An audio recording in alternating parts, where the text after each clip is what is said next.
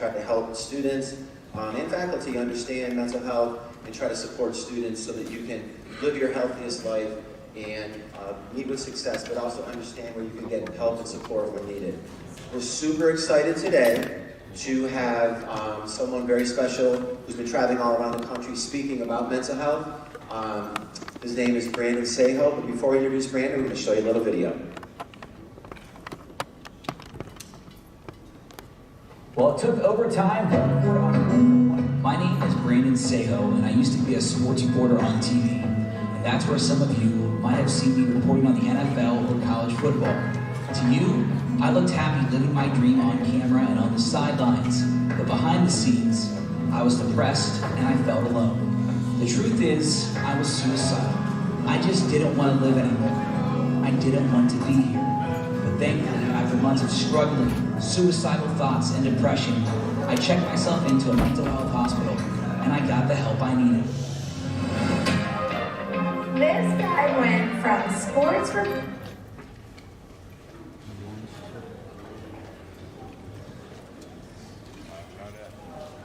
Well, it took overtime on camera and on the sidelines, but behind the scenes, I was depressed and I felt alone. The truth is, I was suicidal. I just didn't want to live anymore. I didn't want to be here. But thankfully, after months of struggling, suicidal thoughts, and depression, I checked myself into a mental health hospital, and I got the help I needed. This guy went from sports reporter to an amazing podcast talking about the mental game. Now I want to help anyone struggling like I was, so I started The Mental Game, a mental health podcast with your favorite athletes, musicians, and celebrities, all coming together to help break the stigma. Here's Ricky Williams running inside. Ricky Williams fights it. Touchdown Dolphins. In order to be successful as a football player, you have to have what?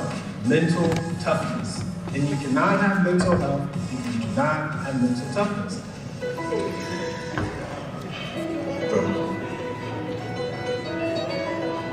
How did you know? I love this song. Making my way downtown, walking fast, faces fast, and I'm home now. The trick to a lot of these, I think, suicidal thoughts and thoughts of self-harm is a thought that you're all by yourself, that no one's there with you, and it's a lie.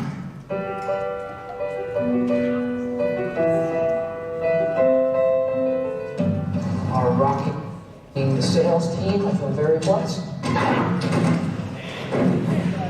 It's really hard to change without outside help. I mean, you're kind of asking yourself to learn another language without really doing it. I got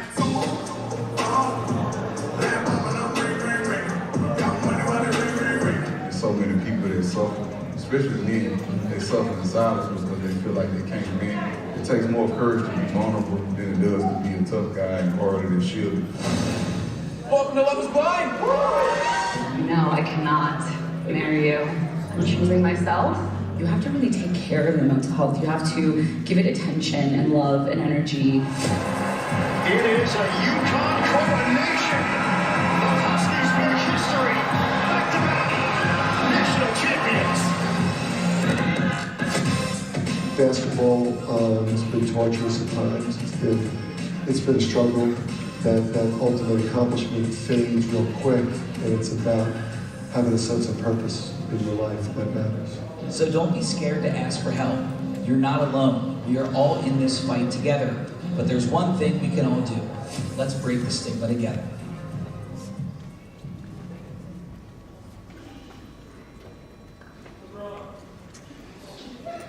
All right, well, you're kind of getting a little background on what Brandon does for a living. You can see some of the celebrities that he's interviewed about mental health, and he's here today to speak with us. So Brandon is a sports reporter who created the Mental Health Game podcast after his own battle with depression and suicide. He hosts emotional interviews with athletes, musicians, and celebrities to help break the stigma around mental health. The Mental Game guests include movie stars Terry Crews, who you saw in the video, The Office star Kate Flannery, and rapper Kevin Gates, and many more. His mission is to save lives with impactful conversations about depression, anxiety, and mental health. Please welcome Brandon Saho.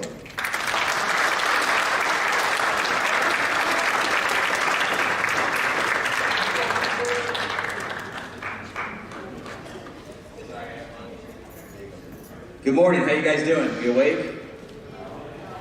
All right, good morning, are we awake? All right, sick. I don't know what's going on with the clicker. I might have broke the computer, so we're gonna work on that real quick. But thank you guys so much for being here today and having me. I just want to ask, are we getting out of class for this, or is it like a, yes? Okay, are you a faculty member? You were very excited. She shouted yes. You're excited and not being in class right now. I love that. Well, there's me again. All right, we got it. We're good. Let's see if this clicker works. Boom, we're good right there. Thank you. My name's Brandon Saho. You saw in the video after it stopped glitching, but I was a sports reporter, got to live out my dream, interviewing some of the biggest stars in sports, working in the NFL, working in Major League Baseball, and kind of hit my rock bottom in life with my mental health and really, really struggled. And so now what I do is, as he mentioned, I travel the country, talk about mental health. I flew in from Los Angeles last night. That's where I live. That's where we shoot the show. But this week I'm going to be in 6 states over the next 3.5, 4 days, doing this at schools, at events, at conferences, because this is my passion to be able to tell my story. And as the name of the show goes, it's the mental game. So I want to give you guys a mental game plan on what we're going to talk about today. I usually would be like on stage, but I feel like we got a smaller group. I'm just going to kind of walk around and get to know y'all. And my goal is to create a safe space where we can have a conversation and talk about mental health in different ways than maybe we have before. So I want to share my story. I also want to give you winning strategies and then give you a chance to ask me anything that you want that won't get you in trouble here at school. But again, want to create that safe space. But what I want to start with, see if I can get the clicker right. We did it. This question, what does mental health mean to you? It's the first question I ask every single guest I have on my show, whether it's, Kevin Gates, who always gets some laughs, and you're surprised to see Kevin Gates start off a school assembly, to any actor or athlete. And just think about that question while we're talking today. What does mental health mean to you? For me, it means loving yourself and being the best version of yourself. And unfortunately, from freshman year of high school until about, I would say, 18 months ago, I wasn't loving myself. I didn't care about myself. I didn't take care of my mental health. And so that definition is unique for each and every one of us, but you have to understand your mental health so that you can be the best version of you. So let's get into my story. This picture that I'm about to show back to back is kind of embarrassing, but this is me on the left when I was a freshman in high school in Ohio, thinking that I was on ESPN with a Justin Bieber haircut, sick.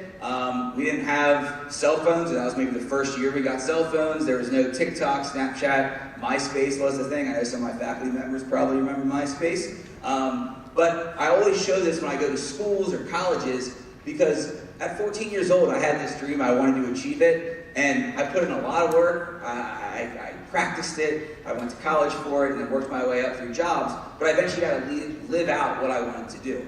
I got to be on the sidelines in the NFL interviewing some of the biggest stars. That's something I dreamed of as a kid, so I always show that to tell you, no matter what it is, if you want to be a doctor, you want to be a sports reporter, you want to be a teacher, you want to be a mental health therapist, you put in that work, you can get there. And so I, again, always share that whenever I speak at schools. Now, this next photo happened about maybe 6-7 weeks later, and my life changed forever, and I had no idea that it would happen. For me, growing up, we didn't talk about mental health at all. This never happened in schools. And so what I want to do is, just for the adults in the room, adults, please raise your hand if you were ever taught about mental health in school. Just the adults, teachers, staff members. I see one hand in the back, that's it. I do this all over the country every week. Usually it is 1 to 2 hands or 0. So you guys are helping create that conversation. I didn't know what it was. And so when I went through something really, really troubling my freshman year, I'll never forget being at a football game and seeing everyone on their phones. And I realized that an embarrassing photo was getting sent around. And at that moment in my life, at 14 as a freshman in high school, I thought, this is the end of the world. I'm always going to feel this alone. Man, I can't live with this. I didn't know what suicide was. I didn't know what mental health was. I just knew I was getting bullied and I couldn't take it anymore. And we didn't talk about this stuff at all. So no one asked. I mean, my counselors, my teachers loved me. They cared about me. But they knew what was going on. They didn't say, hey, how are you doing? Hey, come in my office. Hey, we can talk about this. Are you okay? I had 2 friends that probably saved my life looking back at when I was 14. Pat and Ryan, I'll never forget their names. And they didn't ask how I was doing. They didn't say, hey, are you depressed? Do you have anxiety? Whatever. They just were there for me. They sat with me at lunch or invited me to the basketball games and no one else did. So even if you're not ready to have that conversation or maybe don't know what to say, just listening, being there, holding that door open, talking to somebody after school can sometimes save a life and make a difference.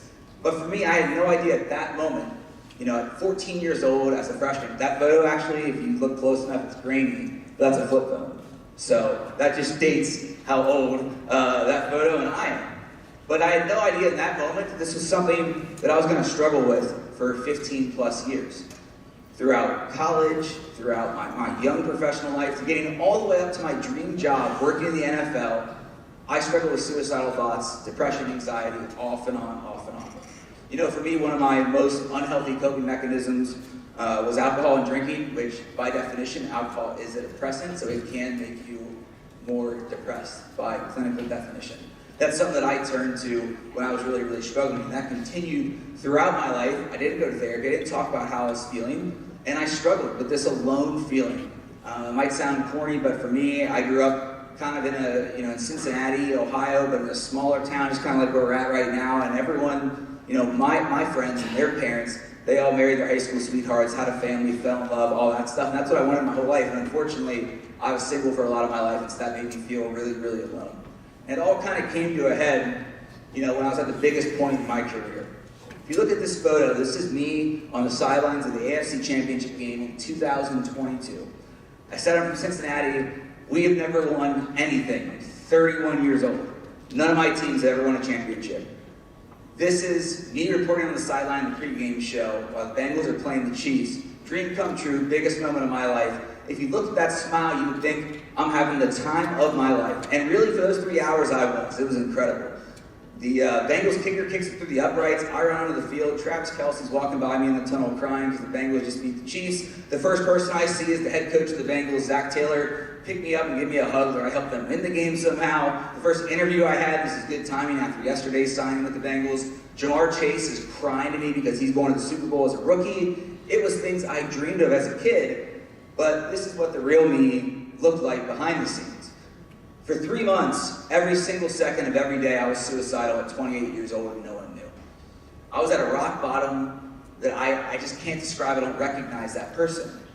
I went through 3 deaths in my family within 3 months, including my cousin Ben, who's basically my older brother. He had a heart attack at 32 years old. The week before that game, he was supposed to be there with me at the game. I had all this pressure on me at work because the Bengals are in the Super Bowl. I'm the Bengals team reporter. It's crazy. And then I mentioned that feeling of being alone, wanting that picture-perfect wife, marriage, kids. Thought I had finally found that, and unfortunately my ex and I at the time were going through a really toxic, tough breakup. So all of that at once, and I hit this rock bottom where I couldn't handle living anymore. I didn't know what to do. So after 3 months, I'm not joking, being suicidal every second of every day, it got to a point where at 28 one night, when I was having those thoughts, I went to my mom and I said, hey mom, look, you don't know this, no one knows this, but I want to take my own life. I don't want to live anymore. I don't know what to do, and I need help. My mom was shocked, she was surprised, but she was supportive right away. My parents have been split since I was 12 years old or 13 years old. Called my dad, telling me the exact same thing. His answer is the complete opposite. Be a man, figure it out, tough crap, rub dirt on it. I just told my dad I wanted to kill myself, and his answer was to be a man and toughen up. I always share that story because if people truly love and care about you, they will help you. They might not understand at first. They might say the wrong thing at first. My dad said the worst thing that you could possibly say. A lot of kids, especially guys, fear hearing something like that from a male figure in their life. But if people truly love and care about you, they will help you. And so within an hour, my dad calls me back and says, hey, look, how can I help? What can I do? And so the next day I check into a mental health hospital in Cincinnati. I've been in therapy for maybe a year off and on, but I really wasn't opening up, telling your therapist everything.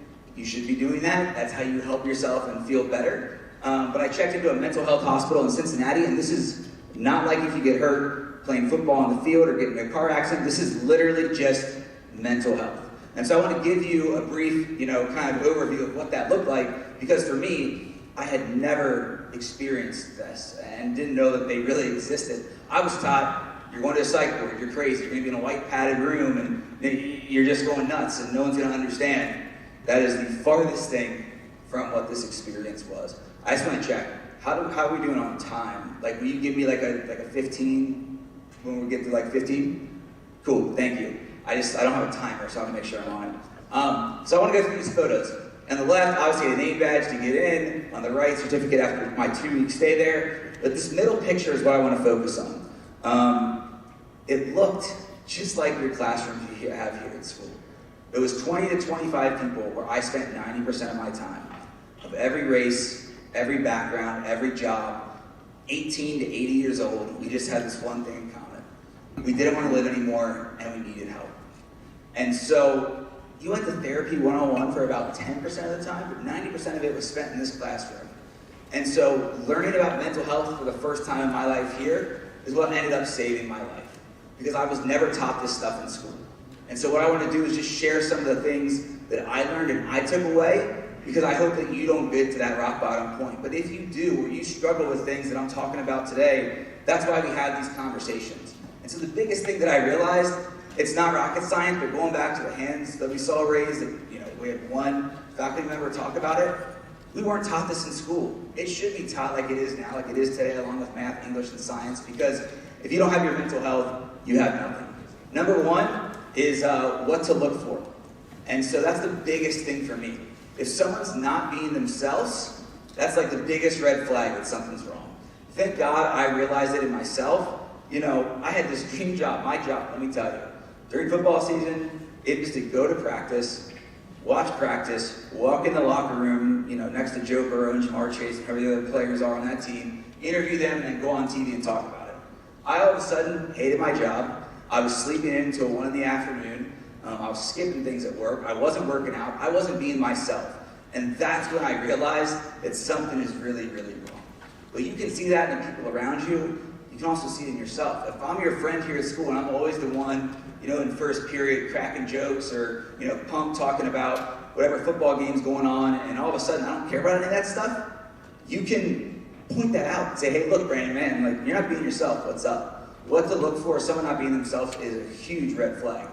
Coping mechanisms, I talked about one of these before being, good and bad. This one was obviously bad for me. I struggle with alcoholism. My addiction runs in my family. My father's an alcoholic.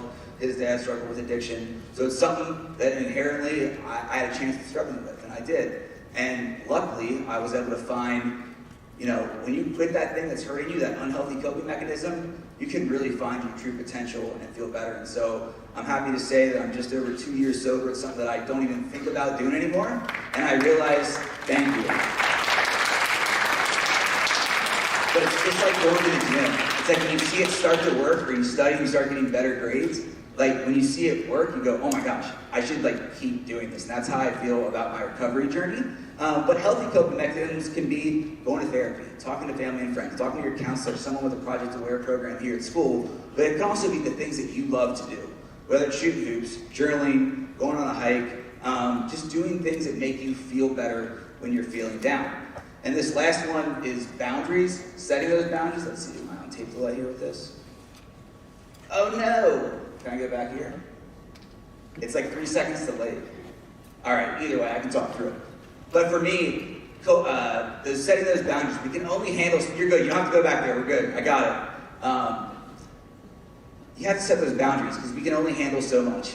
If you're getting ready to be in this play here on the stage, this production, you got big projects coming up, maybe you also play, I'm trying to remember what season it is, spring, so like baseball or softball or something going on, you can only handle so much. You have to balance your time. It's okay to go to mom, dad, whoever you live with, say, hey, look, I had a tough day at school, I had a lot going on. Can I just have a half hour to listen to music? Can I just take a walk? You need that time for yourself. You can only handle so much in your life, and so setting those boundaries is super important. And so when I went back to work after that 2-week stay at the hospital, I wasn't better right away, but all of a sudden I had those tools that I never learned before. And so when I got back to work, I just thought, how do I help other people that are going through this same thing? And so that's where the idea of the Mental Game born. The Mental Game is a mental health podcast where I interview athletes, celebrities, musicians, influencers, like you saw in the video. But it's because I want you to see these people on the screen and realize they go through the exact same thing as you and me.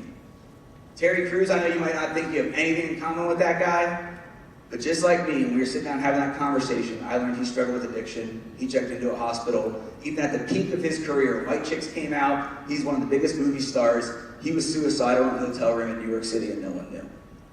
And so when I share these stories, I want you to take them from that perspective and say, hey, look, my favorite actor, my favorite athlete can go to therapy, can ask for help. They struggle with the same stuff as I do. I can ask for help too. And so I want to take you through some of my favorite examples of that in the podcast that I've discovered here these last couple of years. Kevin Gates always gets like the biggest reaction because you're just not expecting to see it.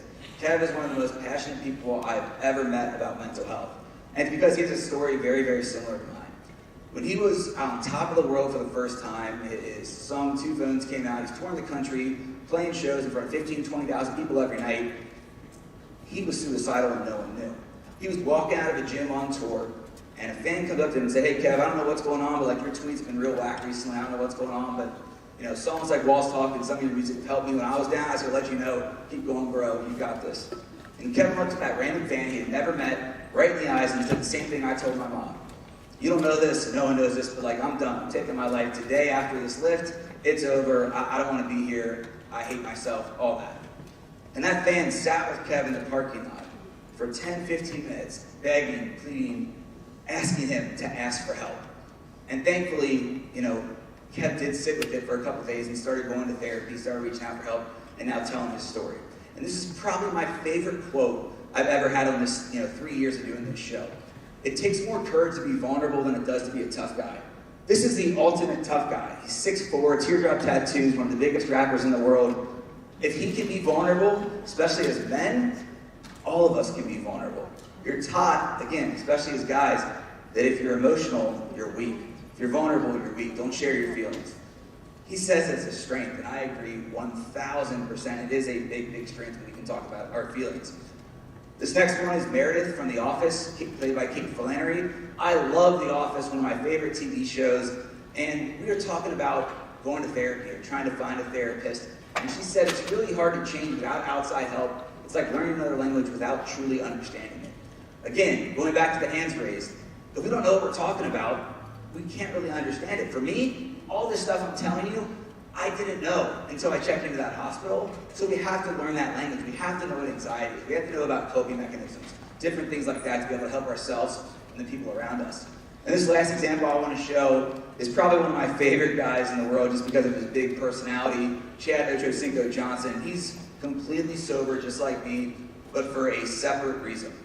He grew up in a household where his mother was struggling very, very bad with alcoholism. It ruined his relationship with his mom. He doesn't have a relationship with his mom, and at like 5, 6 years old decided, I'm not doing anything like that because I want to be the best version of myself, and I want to be able to love my kids and be able to have a relationship with them.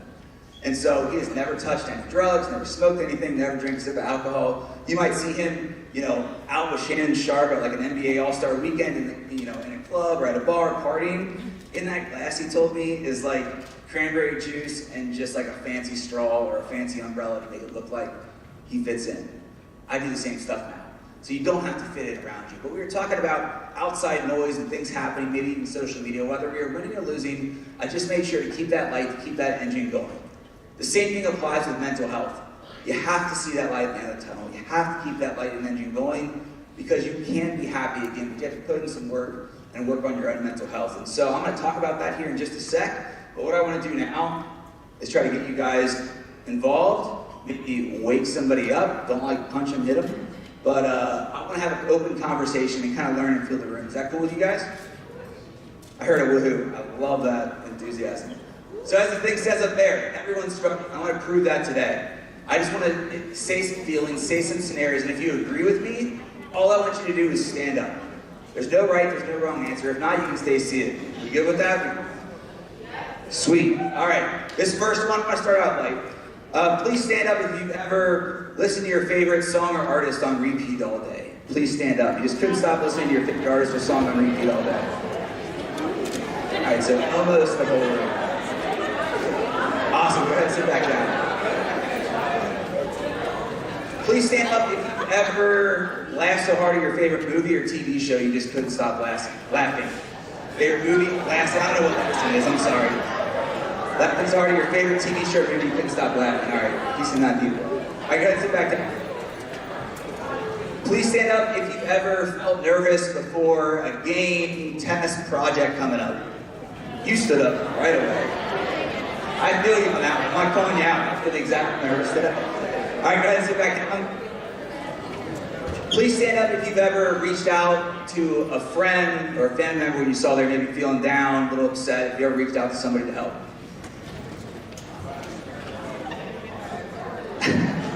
All right, thank you so much. Go ahead and sit back down. Look, this isn't a answer or wrong answer thing. I'm just trying to fill the room.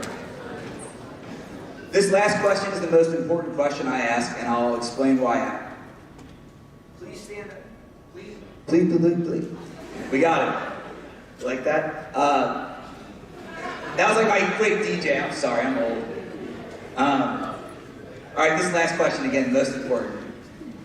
Please stand up if you've ever felt alone while surrounded by people. Please stand up if you've ever felt alone while surrounded by people. Thank you for your vulnerability. Go ahead and be seated. That question, I ask it every time I speak. No matter if it's here in a school with 250 of y'all, at in a big company's boardroom meeting with their management team, all that to a basketball arena of 10,000 people, every single time, at least 60 to 70% of the crowd stands up. That proves to you that you're not alone. Like it says up there, we all struggle, and we go through things, and we have to work with each other. So just know that you are not alone, and you have to learn to help yourself with your mental health. I always do that to try to get your attention, because this next part is the most important part for me. It's where I can give you some tools and things that I've learned that you can put into practice each day with your life when it comes to your mental health. Again, are we good on time? What's our out time, just so I know back there? Okay, cool. I think we're vibing, we're good. All right, these winning strategies. Again, these are the two biggest things that have helped me in my life with mental health. So please, if you take nothing else away, be these two things. Number one, do something. You have to do something about it. If you're feeling some type of way, you're struggling, you're depressed, you're anxious, no matter how little or big it might feel, you have to do something. You can't hold it in. And when you bottle it up, it makes it a million times worse. So you have to reach out to somebody that you trust, you love, whether you're here at school, your coach, your counselor, your friend, mom, dad, a cousin, classmate, teammate. You have to talk about how we're feeling, because that's how we help each other. Talking truly does save lives. And number two, this is the biggest thing for me, and it's feelings are temporary. I'll say it again, feelings are temporary. Those are facts. Nothing is the end of the world, and you can be happy again, but you have to do step one. Failing the dead zone. You have to do step one. You have to do something about it. At that 14-year-old me, I thought I was never going to be happy again, and that was the end of the world. Same thing 2.5 years ago when I was suicidal as a silent reporter in the NFL. I thought I was never going to be happy again. But I finally asked for help. I did something about it, and that's how you're able to help yourself. So, what can you do if you are in those scenarios? I think one of the easiest things to do, and one of the most rewarding to have that conversation, is calling a friend, calling somebody you trust. And so, when you get that call, if you're on the other end, you're not a therapist, maybe you haven't talked about your mental health a ton, you have to be able to just listen, because again, sometimes listening can save a life. But when you open up and you have that conversation, please pour as much out as you can. Don't hold it in, especially if it's with a counselor or mental health professional here at school. That's how you can find the most hope for yourself, and find the most hope if you do open up and be vulnerable. Number two, intense exercise. Obviously, I'm like a world-class athlete because I covered NFL guys. But for me, just getting some workout in. Your physical and mental health totally relate. Like, that's proven by doctors, by mental health professionals I work with. It doesn't have to be something crazy. It can just be push-ups in the morning. It can be a walk. I love to go hiking. Kevin Gates told me about something I'd never heard of. Do you guys know what grounding is? Anyone? No? Okay. So he was like, just take your shoes off and walk around on the concrete or walk around on the grass, like just to, kind of vibe out, feel one with the earth. I'm like, that's crazy. I'm never doing that. I do it all the time now because it is something that's peaceful while listening to music. But just doing something to get your body moving. And then, obviously, I'm not good at this because I love to talk and be the center of attention, but meditation, slow breathing, a lot of the athletes that I work with love this because it kind of just 10 minutes a day, they start their day like this. It kind of gets them ready, moving on, ready to go. So, those are some of the things you can practically do, with yourself, the resource that you have. I'll tell you this, in high school and college, you have the most access to resources than anyone in this country.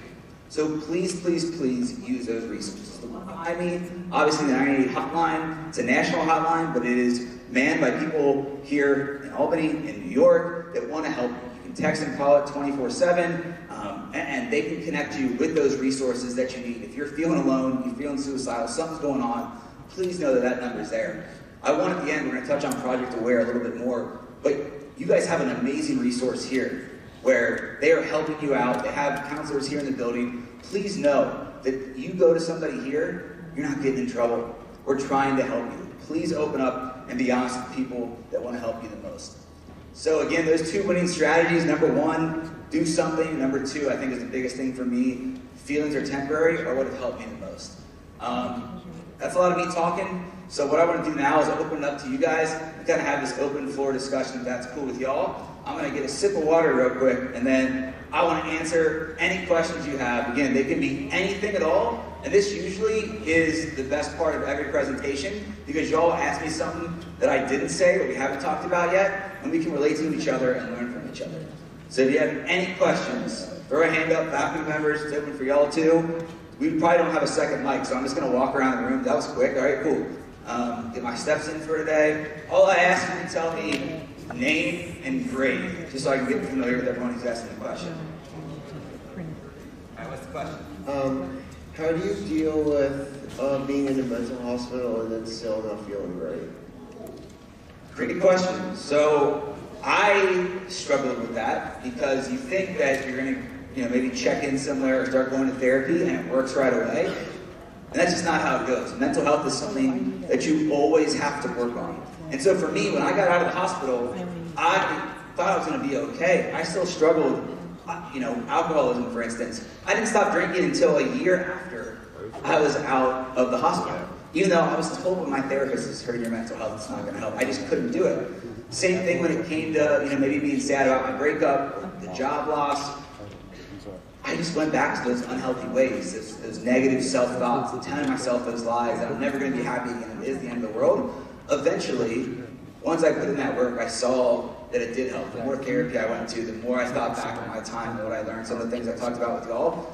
So for me, I just want to stress that, even if you've gone to therapy, or maybe you struggled and got treatment like I have, it's okay to have some of those feelings afterwards. But you have to, be willing to work on yourself and know that it's not instant fix. Great question, thank you.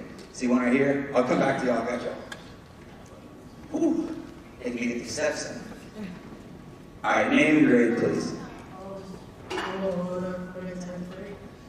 So my question is, do you think that, there's, people that, never felt, any type of, I don't get sadness, obviously people get sad, but, this deep, do you think there are people who are just, happy with their life? Yes and no. No one's 100% happy. No one's life is perfect. That's just impossible. But, yeah, I'll give you a perfect example. My cousin Zach is my best friend. He is my best friend. He's a year older than me. He's like my brother.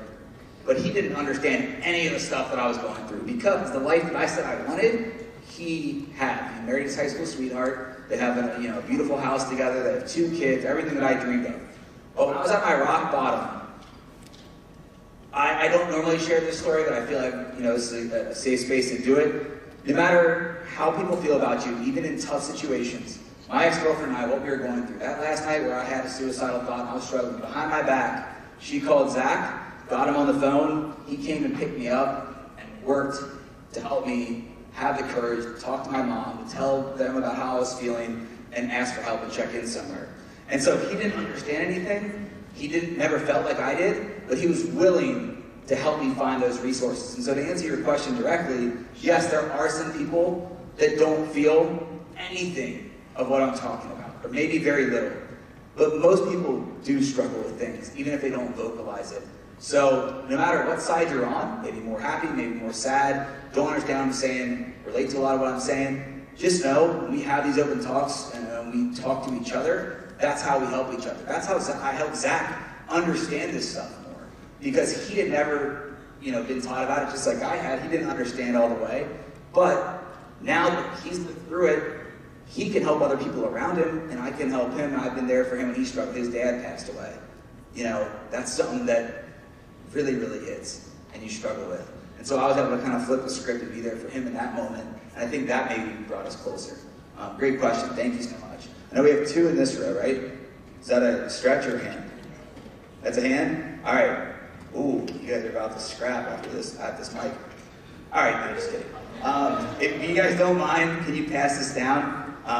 Just give me name, grade. Whoever wants to go first can go first, and I got you on the end too. My name is Kavea, and I'm a junior, and my question is, what would your advice be to some of the young men out in the audience that are maybe scared or struggling to vocalize their mental health and maybe explain the importance of men's mental health? Because I know that a lot of us say that men's mental health is important, but not a lot of us focus or put the work in to acknowledge men's mental health. You guys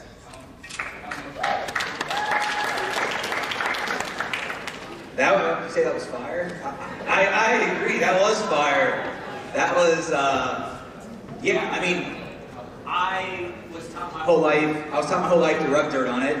I can't say the exact word, but don't be this. Don't be a wimp, basically. And so, I'll never forget, being in the mental health hospital and going back to the first question, for the first 3 days, I didn't open up. I didn't talk about anything. And the therapist that was teaching this class of 20 people said, Brandon, why aren't you opening up? And I said, I just don't want to be called this. I don't want to be labeled this. And she said, that's the problem with mental health, but specifically men's mental health. Because you're taught, like I talked about with Kevin, that vulnerability is a weakness. You shouldn't show your feelings. And so I think what's encouraging is men are feeling comfortable. But for the ones that don't, and maybe are sitting in this room that haven't, I promise, as soon as you start talking, as soon as you start opening up, you will feel better. It doesn't have to be a therapy. It can be with your teammate out on the court. It can be somebody in your family. But men have to talk about this. I work with some of the biggest, baddest, strongest men that you would think don't have any problems. If they can open up, all of us should. I've seen the stigma, which hopefully a lot of you guys know what that is, but here, just a negative connotation around something, a negative feeling. That's how men's mental health is perceived. I've got to ask this question pretty much everywhere I go, and it's a great question, because men are taught to play hurt, to rub dirt on it. That only makes it worse. I'll give an example. Shaquille Leonard, who plays for the Indianapolis Colts, a linebacker, told me, as men, when we let those tears out, that's something beautiful. Because we're finally getting those feelings out that we've been holding in for so long. I just felt that maybe 6 months ago with my stepdad, who grew up in a really, really tough environment. He went on with had some really bad stuff happen at home, grew up in a trailer park, just things that were really, really struggling. And 6 months ago was the first time that he ever opened up and told me and my mom everything and started going to therapy, because it was hurting him so much he couldn't control it, because he was holding these secrets in for 40 years. You have to let that stuff out, especially as men, because you can't hold on to it. It only makes it a million times worse. And so I think what's encouraging for everyone, but specifically men, is that we're seeing other men open up. I'm not talking about me. It does help for me to tell the story and the show that I have. But when a guy sees a coach saying, hey man, are you having a tough day? Instead of hey, just keep going, keep doing these drills, whatever. It does make a difference. So please just be open to those conversations. Great question though, by the way. All right, so we have 2 more in this row, right? You still want to go? All right, cool. Then I'll work this side. My name is Amaya. I'm a junior, and I just wanted to, I know that you said that you live in LA, and I wanted to know if do you think that the environment that you live in can also affect the way that your mental health works or something? Are these planted?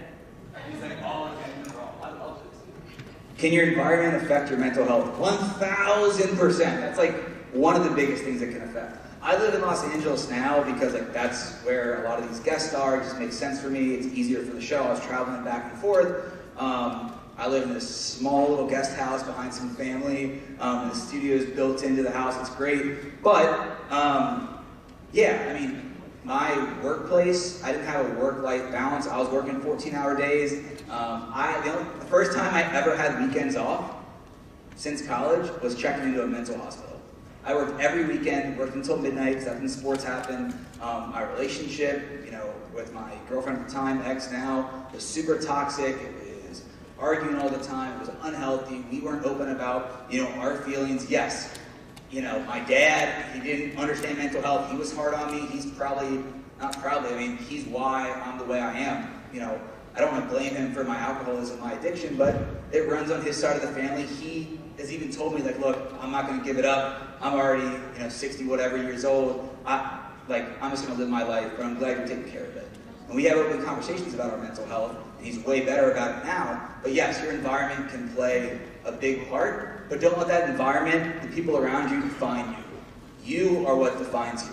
And as much support as you can have around you, whether it's therapists, coaches, teachers, mom, dad, somebody in your family, it ultimately comes down to one person. You have to be willing to make that change, or it's not going to happen. Unfortunately, since I started doing this, even this, like talking about mental health, for the last 2.5 years I've traveled the country to do this show, I've lost 2 friends to suicide. 2 people that I would say can call me anytime, text me anytime, I can go back to messages. And they reached out, we talked about our mental health, and I didn't even know they were struggling that bad. One was one of my best friends growing up, Mike, and another one was Corey. He was an offensive guard for the New York Giants. Like, living his dream just like I was. And so those environments around you, the people around you can be struggling, but please know that it can't define you or it won't define you. Thank you, great question. I got one more over here, then I'm gonna work this side of the room.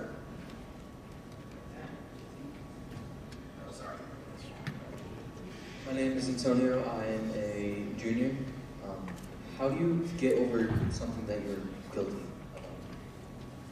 So like negative self-talk, feeling guilty about something, like a burden on your shoulders maybe? Yes, that's a great question. One thing that people feel all the time is that when it comes to mental health, it's extra baggage. You're putting weight on somebody. It's a burden if you talk about it. Couldn't be farther from the truth. Who cares, what one person might think about you? You gotta help yourself. And so, kind of going back to my stepdad's story, when you hold that guilt in, you hold those feelings in, it just makes it a million times worse. And so, you have to be willing to have that conversation. It can start small. Also, vulnerability with somebody, if you're on the other side of that, can really help. Like, what really helped me is, like, I had one of my buddies think that he was about to marry this woman that he was in love with, and they went through kind of the same thing that I did. He's like, man, I just gotta be honest, like, I see a lot of similarities here, I went through some of the same stuff, like, if you ever want to talk about it, like, I got you, man. And that, like, kind of set a seed where now it has helped us grow as friends, and also sets that bar where you can have those conversations. So never think that you're a burden. Think that you can relate to other people, but like, whenever you're feeling something, you gotta talk to somebody about it. Whether it's a trusted friend, somebody here at school. I mean, look, I don't want to speak for the counselors here at school, but I do this everywhere I go. After this presentation, I will sit here, I gotta drive 3 hours to New Hampshire to do like 3 more of these tonight in the afternoon. But I will stay here as long as I can, and I'll answer questions, I'll take pictures, whatever you want to do. But every single time, at least one person, usually multiple, tell me, hey man, I'm suicidal right now, I've never told anybody, I need help. And I'm gonna let you know this is a safe space, you're not getting in trouble for telling me that. I can't be here tomorrow, we have 5 minutes to have this conversation afterwards, but these people that are here every day in this school can. And so if you are feeling some type of way, please be open to having that conversation with someone here at school, because they can direct you to the resources that can help you way more than I can. I don't know why people open up to me like this, probably because my whole life story is on the internet and I tell it all here, but I love that we can create that safe space and help people. Sorry, that was a long answer, but thank you so much for the question. I see one here, I just want to work this side of the room, so we haven't got this side of the room in a little bit. Right here, did you have a hand or was that fixing the hair? Fixing the hair, all right, cool. Name and grade, please. My name is Alexis, and I'm a sophomore. Do you believe that mental health can affect relationships, like make them more toxic? Yeah, I mean, that puts it very, very simple for me, but yes. And it's a very, it's a very serious thing that unfortunately, whether it's a friendship or, a partner in a relationship, a lot of us don't talk about it. Like, I didn't know things about my ex until I was at my rock bottom when we were talking about him. One of the pivotal moments, and again, I'm oversharing here, but I feel like we're good on this.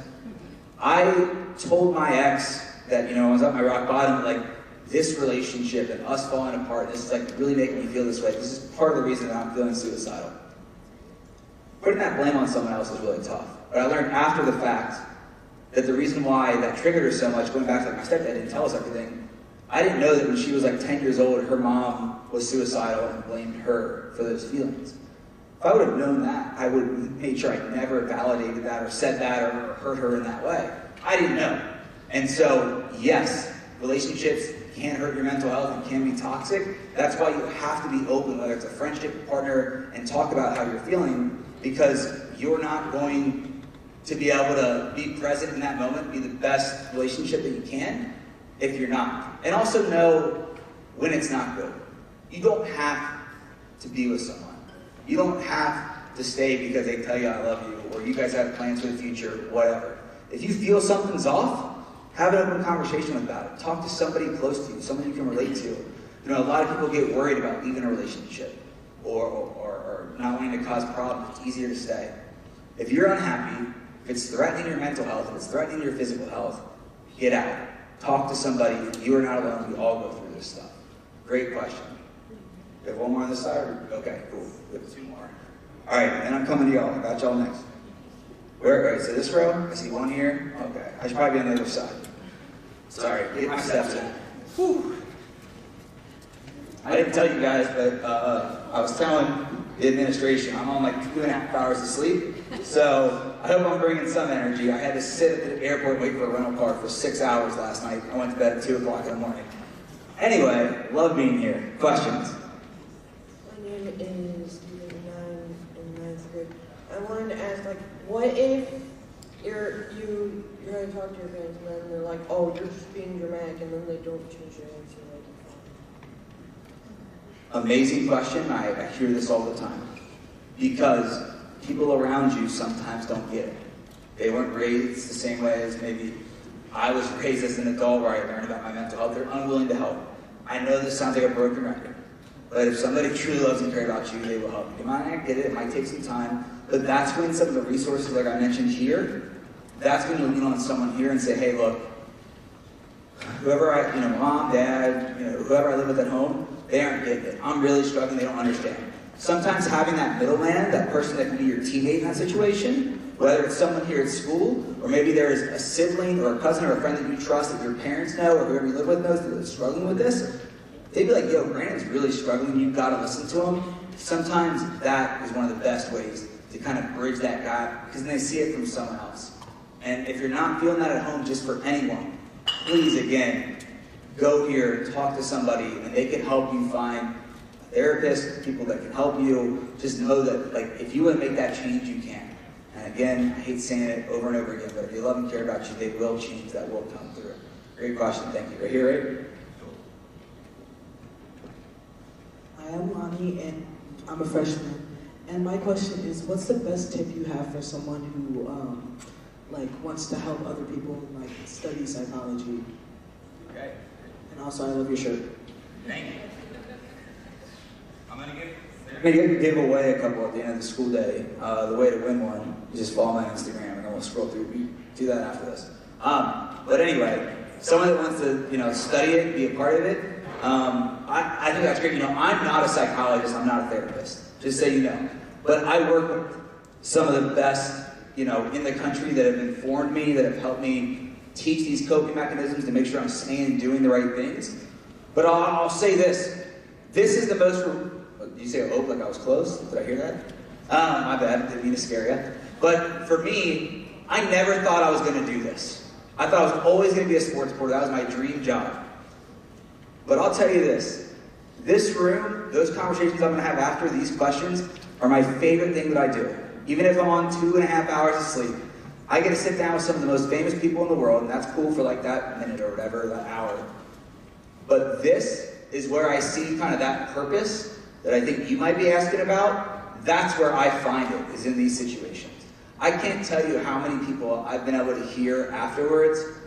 I'll get a DM or an email. Hey man, like you came and spoke here at our school.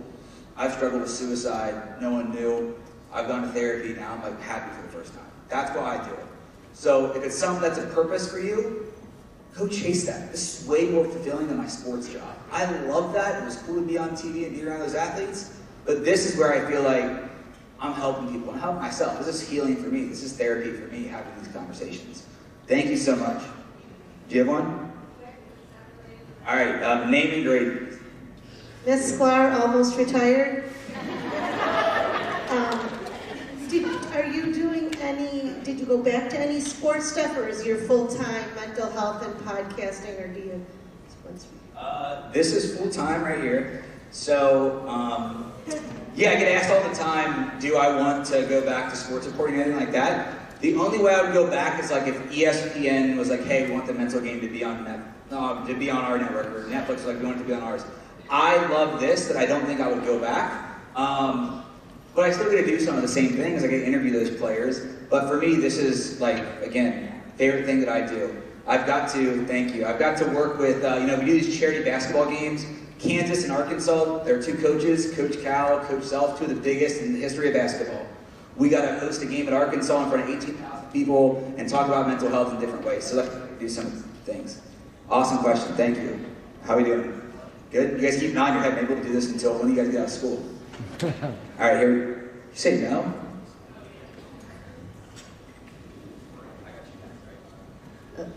My name is Octavia. I'm a junior. I had a question. How are you expected to open up if you don't know where to start? That was good. Do you guys like snap or have to order for that? All right, I like that. So if you don't know where to start, and I'm saying this not just to you, to anyone in this room, this conversation can be where it starts.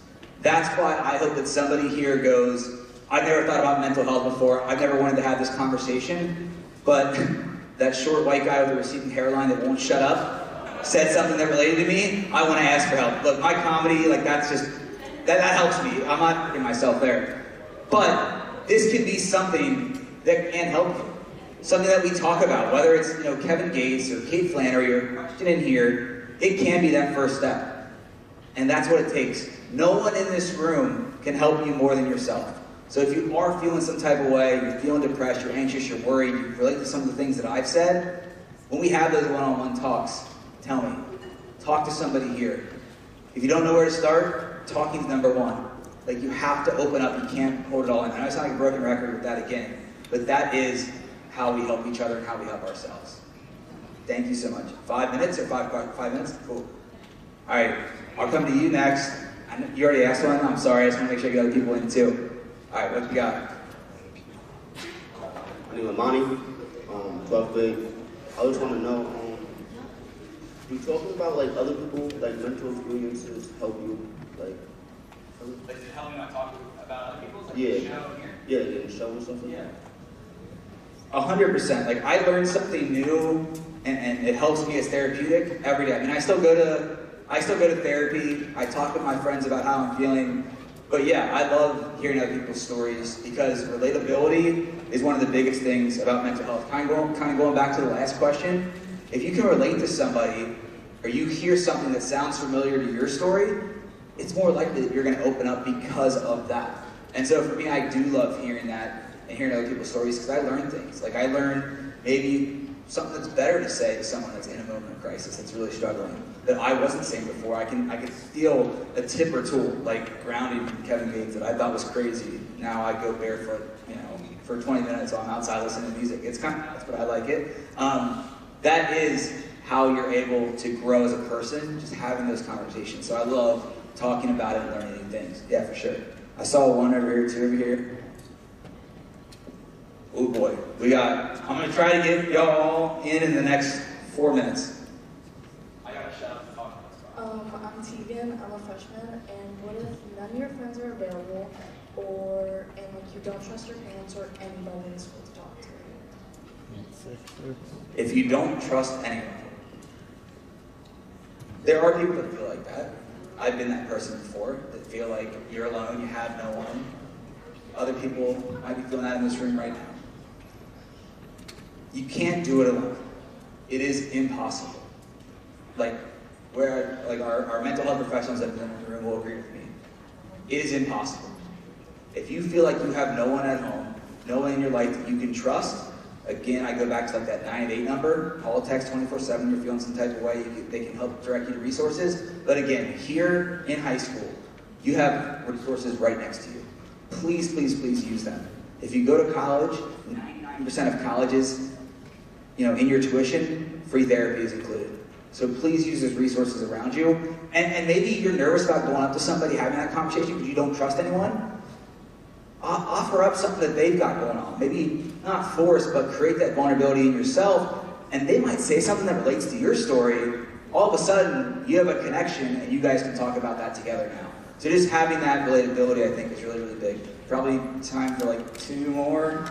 1 more? Oh my gosh, I don't want to. 1 or 2. All right, I'm gonna go 1 here and then do roulette back here.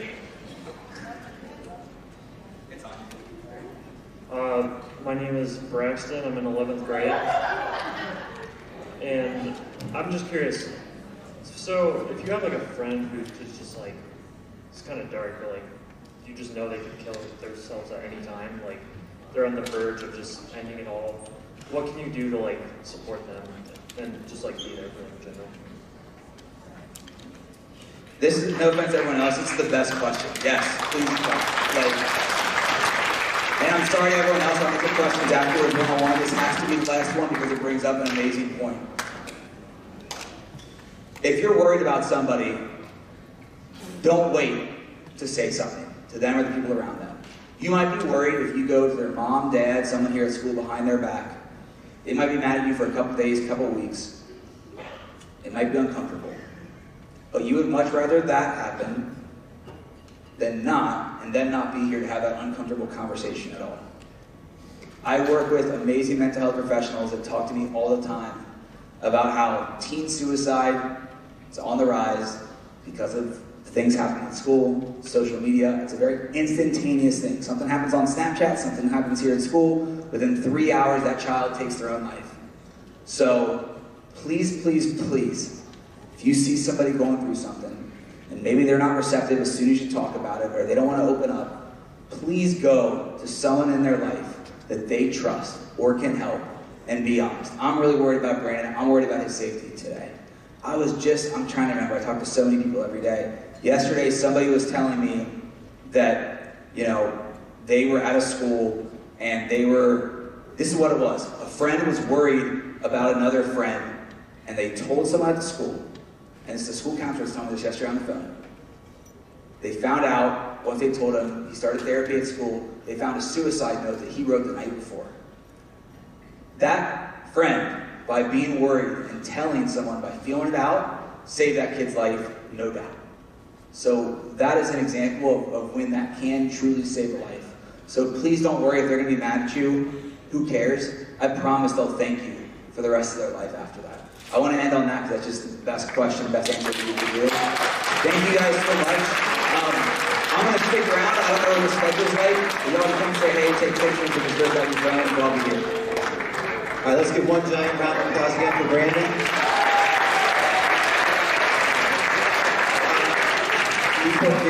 Before we leave and get moving, a lot of the questions are great questions. One of the things that is really important, and there's a lot of research on this, and I'm not the expert on it, but there's a lot of research in my experiences, that the importance of there's a lot of questions about who do I go to, who's the person, I'm not comfortable, is trying to think in your life who that one trusted adult is in your life. Because one trusted adult in your life, doesn't matter who it is, it could be Mr. Pitt, it could be a teacher, it could be an uncle, a cousin, or a friend, is starting to open up and share. Another one, there was a question about how do I begin a conversation I don't trust? Sometimes journaling or writing, and then saying, hey, I wrote this, could you read it? We have the Stazak here and others in our PPS department. The Project Aware team is available during the day. What we'd like to do is, we're going to talk about a little follow-through because there's a lot of really good questions, and I think this is something that's on your mind. Being mentally healthy is so important, not just now, but through the rest of your life. So we're here to help and support. We're going to come up with some ideas that maybe we can get generate some more conversation about this, and then we're going to take some ideas that you have and see if we can help with other programs or other ways in which you know who to reach out to to connect with. But there's a lot of trusted adults in the room right now. I'm looking at the faculty and teachers, administrators, counselors, coaches, and others that maybe you spend a little bit of time and say, hey, can I talk for a minute? And that's a lot for them, but that's what they're here for. And those teachers can share that information with someone who can get you help. So I'm going to turn it over to Mr. Pitt. Thanks everyone for your attention. And once again, one more big round of applause for Brandon.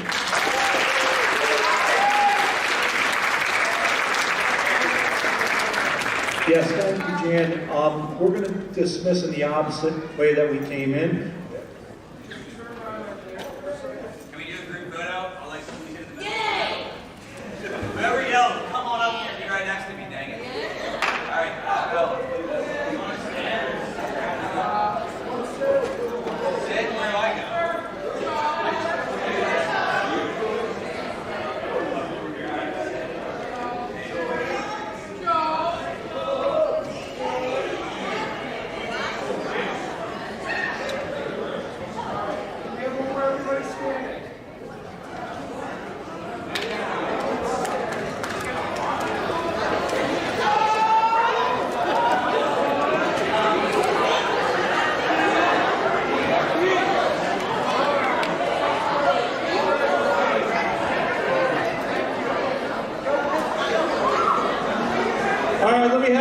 Take a seat quick. Like I said, we're going to dismiss the opposite way we came in. So 9th and 10th grade can go ahead and head back to classes. 11th and 12th just hang out for now.